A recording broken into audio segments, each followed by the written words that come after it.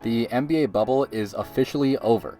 The Lakers are the NBA champions, the East has a new leader, and most importantly, It don't matter. from the corner, I'm Breeden Rowland, and this is a couple of things, the NBA bubble. Thing 1. Open door policy. The bubble gave ample opportunity for players to show a side of themselves that was seldom seen previously. Matisse Thybulle became a YouTube sensation overnight.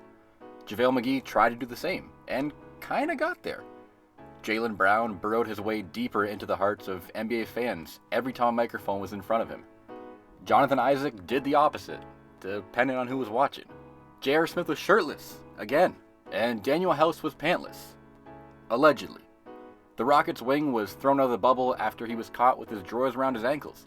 Fortunately, not literally, after it was discovered he and a COVID-19 testing official had spent a few hours together in his hotel room. Without context, a bonehead decision. With context, even worse. For one, House slashed Houston's already slim chances against the Lakers in the second round with his absence. And two, his wife doesn't happen to be a COVID-19 testing official. Tough scene. Thing 2. The NBA is in great hands. Historically, talent in the NBA seems to come in waves. When one regime enters stardom, it tends to take a minute to refresh the crop, per se. This next wave, though, made sure that was a thing of the past in the bubble. Devin Booker almost willed the Phoenix Suns into the 8th seed, and looked cool as hell doing so. Luka Doncic continued to make Phoenix and Atlanta look like fools for passing on him. Jason Tatum and Jaylen Brown showed that the absence of Kyrie Irving wasn't much of an absence. And Donovan Mitchell went scorched earth in round 1, putting up 2 50-plus point games before Utah bowed out in 7. And perhaps the brightest example comes from Denver, where Nikola Jokic and even more so Jamal Murray made an unforgettable run to the conference finals. This new crop saw a glimmer of light in the doorframe, and instead of knocking politely, ripped the damn thing off its hinges. Thing 3. Fear for the deer. It's crazy how much can change in just one calendar year. At the beginning of the season, the Bucks were the only foreseeable contender coming out of the East. But when you employ Mike Budenholzer, sometimes all that glitters, the regular season, isn't necessarily gold, meaning the playoffs. Giannis Antetokounmpo got, simply put. An injury left the MVP hobbled, and the Miami Heat circled him like a pack of coyotes. Like any early exit from a superstar, reports of turmoil followed soon after. The idea of Giannis fleeing Milwaukee has been floating around for years, but for the first time, the possibility felt real.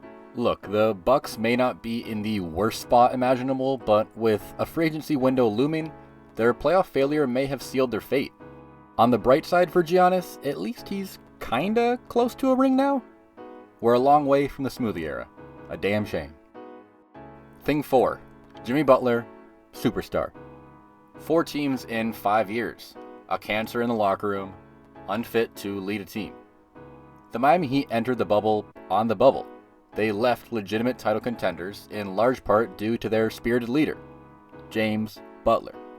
Butler went Greg Jennings mode in the finals, proving that all that talk about him is just that. Talk. Jimmy played like your favorite wrestler gunning it down to the ring to help out an old friend. Jimmy played like the second half of the Dreams and Nightmares intro on loop. Jimmy played like Brad Pitt's 100 scalp speech from Inglourious Basterds. Jimmy played like every Laker was just a duplicate of Karl Anthony Towns and Andrew Wiggins. And throughout all of this, he still ran a small business. We have to stand. Thing 5. The Lakers are likable? Sometimes your moral code changes. Hating the Lakers is a birthright to every fan born outside of LA, and heck, even some within it, curiously. The gut-wrenching circumstances surrounding the Lakers this year obviously pulled on our collective heartstrings to garner some support their way. But it was more than that, really. The Lakers were actually likable. Somehow, someway, they shed the establishment stench that has been with the franchise since its creation. Even against an underdog as endearing as Miami, it was hard to suppress a certain joy when they raised the Larry O'Brien trophy.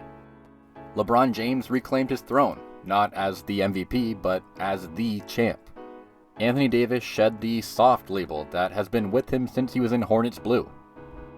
Dwight Howard and Rajon Rondo had their careers hanging on by a thread at the start of the year. They finished the year as deserving champions. It felt weird cheering for LA, sure, but at the same time, it felt really good. And that's okay. 2020 has had us all on the ropes for a minute now. Don't block whatever joy may come about. Like good basketball teams, like fun basketball teams. And never, ever, ever in your life doubt LeBron James. From the corner, I'm Braden Rowland. Hope y'all enjoyed the video. Apologies for not getting back here anytime sooner. Real life has kind of kicked my schedule out of the window, so until I can get one set in stone, pencil me in for a video every other week, minimum. Take care.